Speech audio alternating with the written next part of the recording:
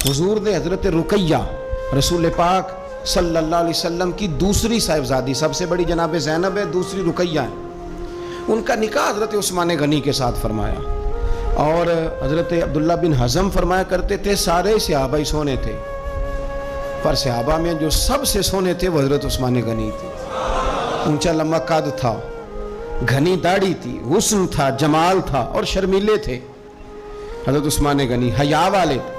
हज़रत उसामा बिन ज़ैद रदी अल्लाह ताला अन्हु फरमाने लगे, ये तबरानी की हदीस है, हज़रत उसामा बिन ज़ैद कहते हैं घर में ना सालन पका नबी पाक सल्लल्लाहु अलैहि वसल्लम, हुजूर ने सालन खाया तो बड़ा मज़ेदार लगा।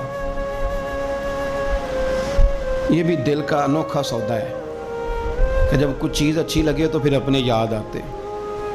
आप यकीन करें, फिर बंदा कहता थोड़ी पैक भी करा लूँ बच्चों के लिए, अपने याद